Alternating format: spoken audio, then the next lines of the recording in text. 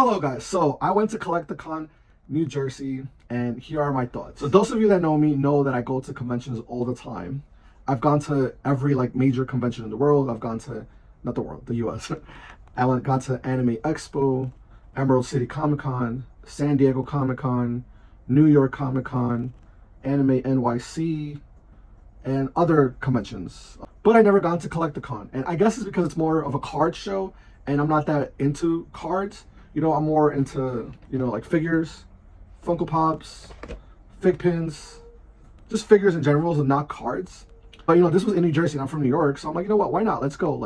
And they had, a lot of anime voice actors, and that's something that I'm into. So, I thought I'd just go check it out, make some content, just see what it's about. So the first thing I noticed when I arrived was the line to get in was very, very long. There was only one entrance. And I don't know if this is a thing at every Collecticon. Maybe it could be at this New Jersey location because of the venue. Maybe in other states, this is an issue. But, thankfully I had a VIP pass. But if you didn't have a VIP pass, the wait time to get into the convention was up to 2 hours. So they had literally one entrance with one security guard by that door. And they had so many doors. They could have definitely had multiple entrances. Like New York Comic Con, they have a lot of entrances. Now, the second thing, the lines for the voice actors were not managed very well, right? So at every convention that I've been to, there's an employee at every voice actor, right? So every voice actor has one employee kind of monitoring the line. They did have someone walking around back and forth, but it was more to just clear the walkways, telling people to oh, just don't block this or whatever. And normally that's someone wherever the both lines meet, right before getting to the voice actor, that's someone that's there that basically will stop the general sale line and be like, okay, we got some VIPs, 5 VIPs go, okay, stop now, whatever, I don't know, a couple of general sales, and then just basically keep taking turns. But none of the lines had that. There was an employee there, but they were mostly there to assist the voice actor, right? So let's say someone wanted to take a picture with the voice actor, the employee was there to be the one to take the picture, right? You give the person, I say her because it was mostly girls, you give the employee your phone and they'll take the picture for you, and they'll kind of be the exit is that way. Let's say this is where the voice actor is right here, you're next, that's where the employee should be to kind of say okay, go ahead, but there was no one there. So it was always where the VIP and general sale line met, it was just a clump of people, right? And another thing that they would do is when they wanted the line to die out, they will close the VIP line but leave the general sale line open. That doesn't make sense. If anything, you have to do the opposite. Close the general sale line and leave the VIP line open. Because you can't just not let a VIP person get on the line. It doesn't make sense. Say someone showed up at 2, they just got there, right? They didn't come at 10 a.m. They're oh, well, I have VIP. I'll show up at 2 p.m. I shouldn't have to wait in line. I'll get my autograph and go home. But you get there and they're oh no, the VIP line is closed until 3:30, but the general sale line is still open. That doesn't make sense. You can't do that. And I saw a comment on one of my Instagram reels saying oh well, get in line with the rest of us. People paid more money for VIP badges, so they should get VIP perks. Sometimes the VIP line would have 10 people, and it was taking 30 minutes for them to get to the front, because the general sale line, no one was ever stopping the general sale line for from going. You get me?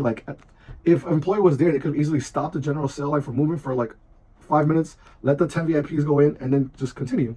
Obviously they'll go in eventually, but it was just kind of you're here and the general sale line person's next to you, and you got kind of oh, I'm VIP, and then you kind of you basically if you're a VIP, you have to kind of let the person next to you know hey, I'm not cutting you on VIP, But and it's just why? Someone's supposed to do that for them. There definitely should have been a limit on how many items could be signed for certain voice actors. Specifically, I think Veronica Taylor, she's the voice of Ash. Because there was people literally with binders of Pokemon cards. The line would just take so long to move because there was people with 30 Pokemon cards wanting to get signed. Now, I'm pretty sure you guys noticed my super cool Goku Ultra Instinct shirt, and I'm wearing it on purpose for a reason. For the main topic of this video, Sean Schemmel. Not really him, but the situation that happened, at his booth.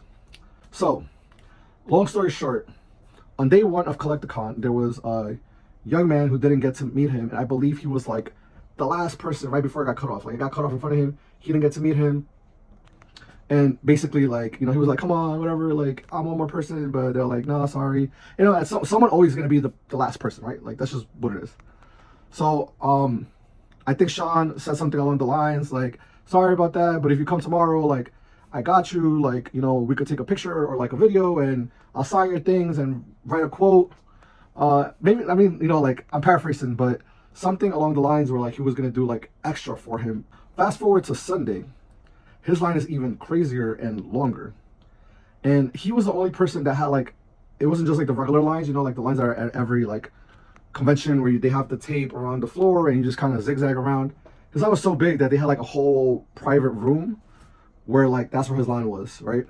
It's like the longest line was like the Mario guy, Veronica Taylor, and Optimus Prime, the voice actor. And his line was probably like twice as long as those lines, or even longer. So from what I heard from people that were in that line, I mean, I got to speak to a lot of people there. They're saying that the line wasn't moving, that there was a couple times that he kind of like left and would come back, like, so he would take breaks, which is, you know, that's fine. I understand. You probably, you know, your hand gets tired or whatever. Like, maybe he just needs a couple breaks. It's fine, whatever. They said the line didn't move for a good period of time, right? Around like 3 o'clock, I think Sean was considering leaving because he had a flight to catch. And this is his words himself, right? Because people around his booth were kind of like, you know, asking questions or whatever. And like he yelled to the crowd saying, I got a flight to catch.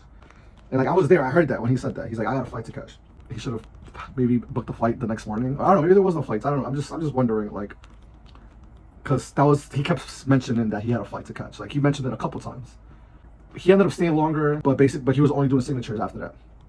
Like once he decided to stay a little longer, he was only doing signatures, so no pictures, no videos, no quotes, just signatures. So the guy from the first day, you know, the guy that didn't get to talk to Sean, the one that was the last guy, he finally gets to Sean. And this is what he told me happened because, you know, I spoke to him after the situation. So he said when he got there that Sean just said like, where do I sign? Something like that. You know, that's what he said. I remember he waited the first day and he waited the second day. So like, you know, he's been waiting like maybe in total, like, I don't know, 10 hours. And now like Sean's just like rushing him through this process, which I mean, I get it, like he has to go, but you know, also like from the other side, it probably sucked for the guy that like, this is probably like, obviously he's a huge fan and like, you know, like was excited to meet him, and then it's just like a quick like, where do I sign? But then he would like brought up the situation from the first day. Like he was like, hey, remember me? Like I was here yesterday and you know, you told me that we could take a picture and do like a video or something else.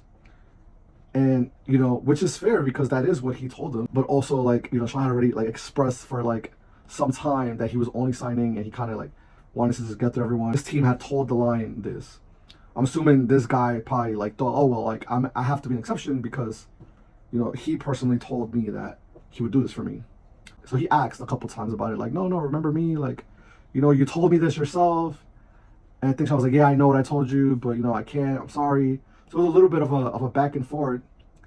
And I think that like annoyed Sean, right? Because I see both sides, right? He already said like, hey, I'm rushing through it, I had a flight to catch. Let's keep it short. But you know, the other side, this guy's like, hey, I was waiting all day yesterday, all day today. You told me you would do this for me. But yeah, so eventually, from what the guy said, that Sean just said, I can't do this, and just like stormed off the booth and just left. Like I've met Sean before at conventions and I had a good experience.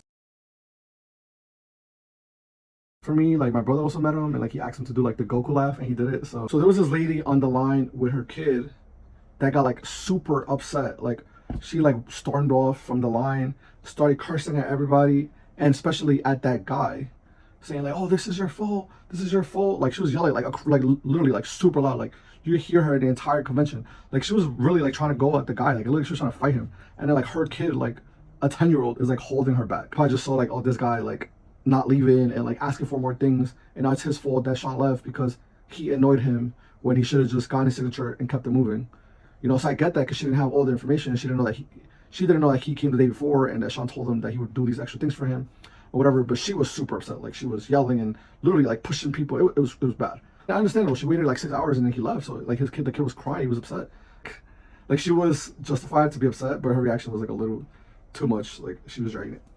Someone from Collecticon came to the line and like basically like apologized to people there, and then told us like, hey, if you come to the front, we'll refund you for your ticket, and then, you know, we'll give you like a VIP pass for the next Collecticon New Jersey, which is like in a year from now. But I mean, that was still nice that they did it, like that they did that, like. But yeah, that was that whole situation. Other than that, I had a good time. I had fun. I got to meet a couple of people I met. Randolph, like he's a UK YouTuber. Like I watched him. He's like friends with the Sidemen, and so that was cool. I got to see the Peter Griffin, the real life Peter Griffin guy. He was funny. But yeah, that was my Collecticon experience. Oh, I will be posting the San Diego Comic-Con guide tomorrow, like what booths to go to. So many other things that you guys need to check out at San Diego. I'll post that video tomorrow, so the day before San Diego. So make sure you watch it before you go. Make sure you like, comment, subscribe. That's it for this one, and I'll see you on the next one.